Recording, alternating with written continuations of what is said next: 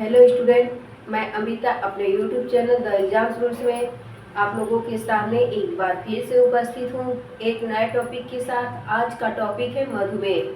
क्या है आज का टॉपिक? है मधुमेह। यह इससे संबंधित जितने प्रश्न बने हैं उतना हम आप लोगों के सामने लेकर आए हैं, जो आप लोगों के एग्ज़ाम के लिए बहुत ही महत्वपूर्ण है। जो कि इसमें से एक दो से तीन क्वेश्चन तो पीजीटी में जरूर ही पूछा जाता है। पीजीटी और टीजीटी दोनों में पूछा जाता है, जो कि बहुत ही इम्पोर्टेंट क्वेश्चन है। ये नेट में भी ये क्वेश्चन जो है नेट में भी पूछा जाता है। एलटी ग्रेड यानी पीजीटी के जो साइंस के क्वेश्चन हैं उससे फिजियोलॉजी के उससे 40-50 क्वेश्चन जो है पीजीटी में पूछा जाता है और 4 से 5 क्वेश्चन टीजीटी में पूछा जाता है।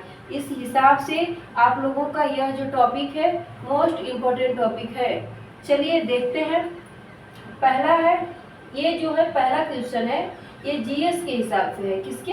ये जीएस के हिसाब से पहला क्वेश्चन है। देखिए, डहेलिया पौधे की जड़ में पॉलीसेकेराइड के रूप में क्या पाया जाता है? ये कहा गया है कि डहेलिया पौधे की जड़ में पॉलीसेकेराइड के रूप में क्या पाया जाता है?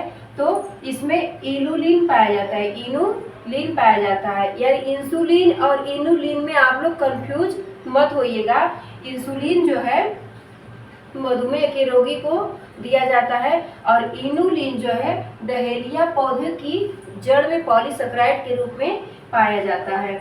अगला देखिए, लैंगरहैंस की द्वीपिकाएं किससे मिलकर बनी होती हैं? क्या कहा गया है? लैंगरहैंस की द्वीपिकाएं जो है किससे मिलकर बनी होती हैं?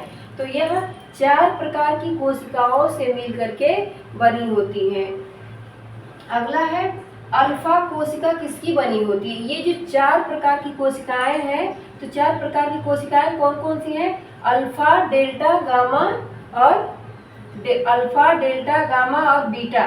ये सब कोशिकाओं से मिलकर के लैंगरहैंस की द्वीपिकाएं बनी होती हैं। अगला है, अल्फा सेल कोशिका किसकी बनी होती है? यानी अल्फा कोशिका किसकी बनी होती है? तो यह जो है अमीनो एसिड से बनी होती है। अगला है, एफ सेल, पीपीएफ सेल कहाँ से निकलने वाले हार्मोन हैं? तो ये जो हार्मोन है ये कहाँ से निकलने वाले हैं? तो ये लैंगरहैंस की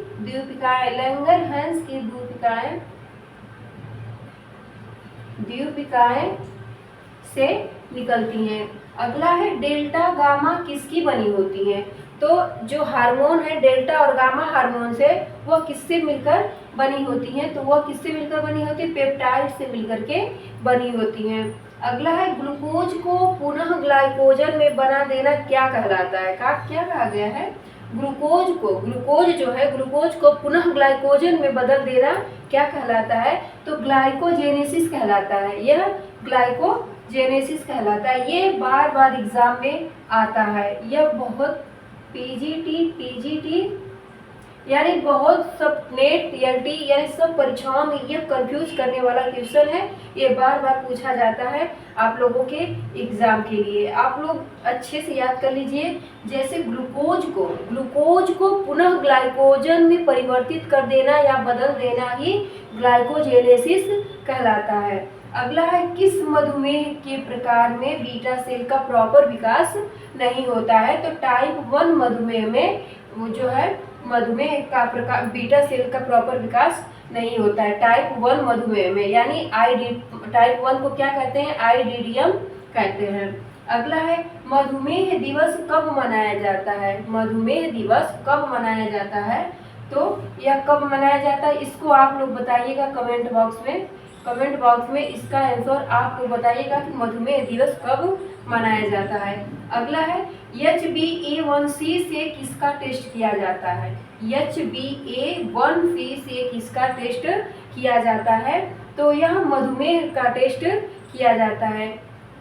अगला कहा गया है, FBS का मतलब क्या है? FBS का मतलब क्या है? यानी इसका फुल फॉर्म क्या होता है? तो फास्टिंग ब्लड शुगर। क्या? फास्टिंग ब्लड शुगर होता है, जो कि इससे जो है FBS से मॉर्निंग में जांच की जाती है।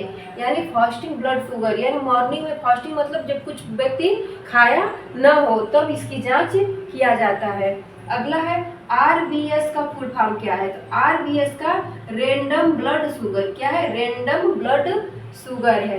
तो यह कभी भी जांच की जा सकती है। रैंडम ब्लड शुगर से कभी भी जांच की जा सकती है। यह सुबह में, शाम, दोपहर, रात जब भी हो सकता है, तभी भी इसकी जांच की जा सकती है। अगला है PP टेस्ट कब की जाती है? तो अब बताना है PP टेस्ट कब की जाती है। तो खाने के 2 घंटे बाद, खाने के 2 घंटे बाद PP टेस्ट का उपयोग किया जाता है। अगला है इंसुलिन हार्मोन बनाने में किसकी भूमिका होती है? तो इंसुलिन हार्मोन बनाने में किसकी भूमिका होती है? तो जिंक की भूमिका होती है। अगला है इंसुलिन की खोज किसने किया है? इंसुलिन की खोज किस वैज्ञानिक ने किया है? तो बेंटिंग एंड बेस्ट ने किया है। कौन किया है? बेंटिंग एंड बेस्ट ने किया है, जो कि यह बहुत ही इंपॉर्टेंट है, मोस्ट इंपॉर्टेंट क्वेश्चन है। अगला है स्वीट किलर किसे कहते हैं? स्वीट किलर किसे कहते हैं? इसको भी आप लोगों को कमेंट बॉक्स में इसका आंसर आप लोगों को देना है कि स्वीट किलर किसे कहते हैं। आज के लिए बस इतना ही। अब कल मिलेंगे अगले वीडियो में नेक्स्ट टॉपिक के साथ, जो कि आपके एग्जाम के लिए बहुत ही महत्वपूर्ण होगा। चलिए, तब तक के लिए धन्यवाद।